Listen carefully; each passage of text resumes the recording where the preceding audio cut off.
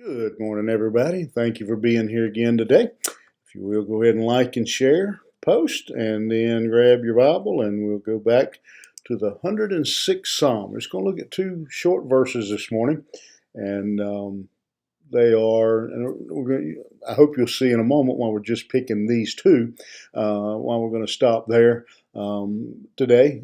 These two verses, I believe, are kind of the uh,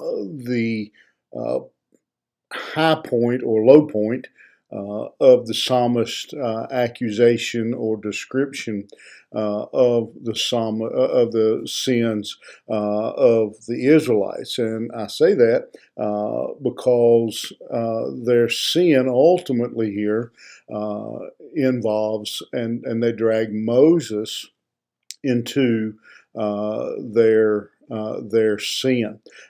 So beginning in verse 32, again we'll look at two verses. It says, "They angered him also at the waters of strife," the him here being God. They angered him there, "so that it went ill with Moses for their sakes, because they provoked his spirit, so that he spake unadvisedly with his lips." The Israelites now, for pretty much the whole time of their Exodus journey, have been in a state of rebellion. There have been, again, numerous um, episodes of complaining, of outright rebellion, of refusing to follow the leadership of the Lord. But here, the incident that the psalmist is referring to was so bad, and I think it's kind of an issue of quality and quantity. There had been so much rebellion up to this point, and it had gotten so bad that it was kind of the straw that broke the camel's back for Moses. And the story that it refers to is after they're wandering in the wilderness after many years of complaining to Moses, complaining about Moses.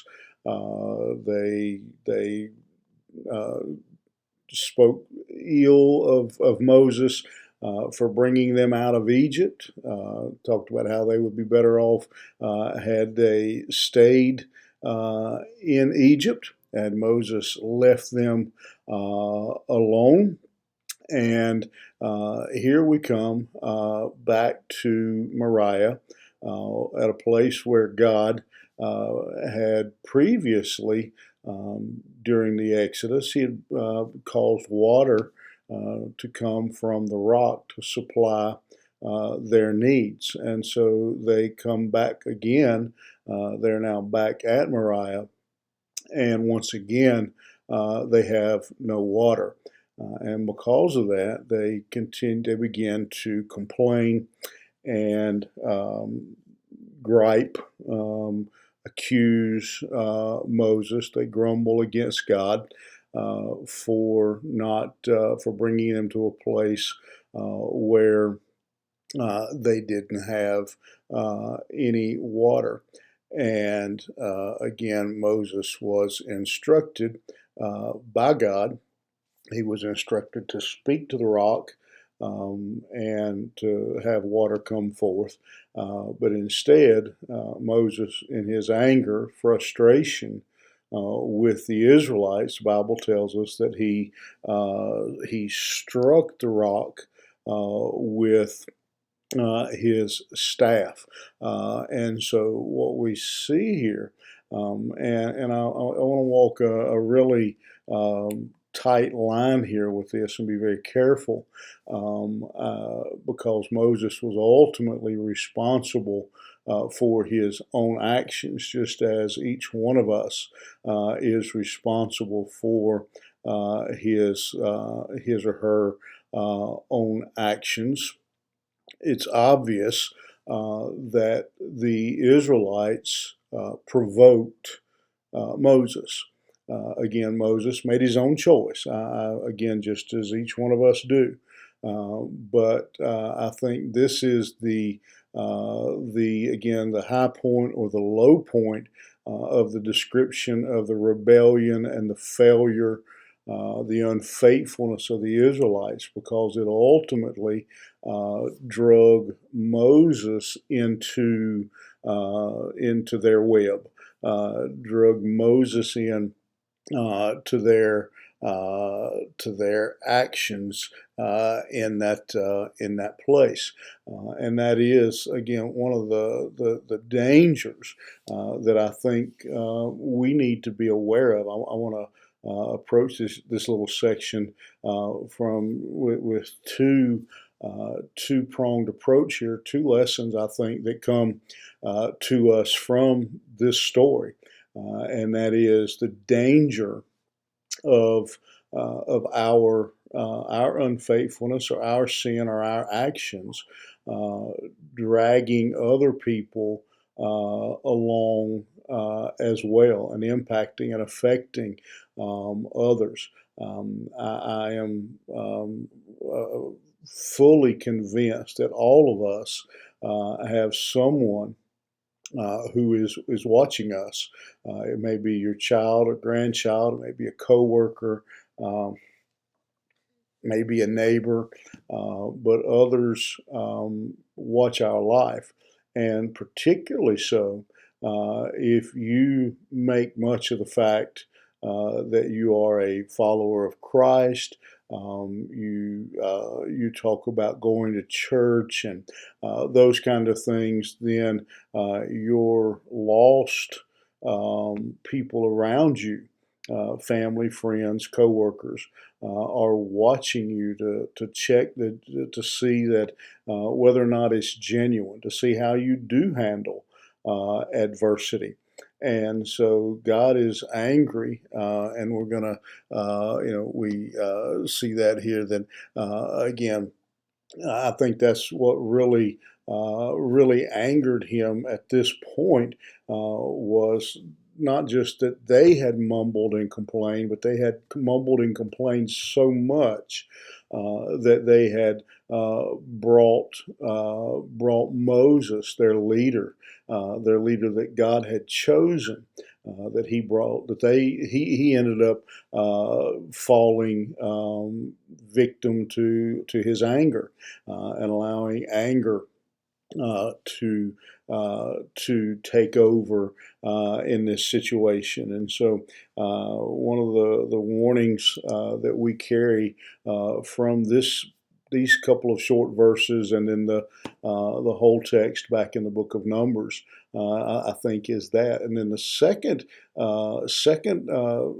approach to this passage is the opposite side of that, is then the warning to each of us to be cautious that we don't allow the sin, the unfaithfulness of those around us to pull us into their mess. That we're cautious that we stay true. Just something about. We talk about peer pressure with teenagers, but the reality is, pretty much as long as you live, there's peer pressure. I think in some ways, as we get older, even the peer pressure may even be worse in some ways, and so that we're careful again from two sides of this story, not to allow our unfaithfulness or actions to influence others and draw them in, but not to allow their others' actions to draw us in to their sin. One of my favorite sayings is, "A good run is better than a bad stand." And we sometimes the best thing we can do is disassociate ourselves with some people, to get away from them.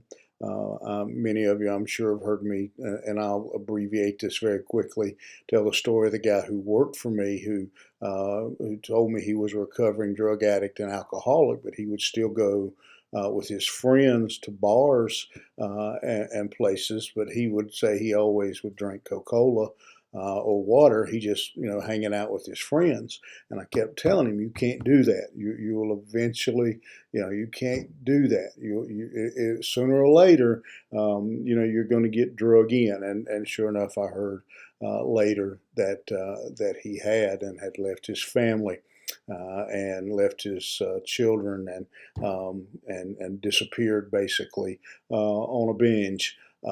We need to be cautious of who we associate with and who we are around, and sometimes the best thing we can do is to disassociate again, just to get away from them. If we can't maintain our faithfulness, maintain our walk with the Lord, and the people we are around are influencing us negatively, then perhaps we should give serious consideration. And I know that's a hard thing to do because sometimes it may be family or longtime friends, but sometimes the best thing we can do is part company. And so this morning I want to leave you with two thoughts or two questions based on this text. One of them is based on what we've talked about, is this question: are the people around you, are your friends and associates closer to or further from God because of your influence? And then the second question, like that one, would be: are you closer to or further from God because of the influence of your associates? And the answer to those two questions should and could have a powerful impact on some decisions that we make. All right, I hope that challenges you today. I hope that causes each of us to stop and think about the influence we have and those who influence us. All right, have a great day, and we will see you back here tomorrow morning.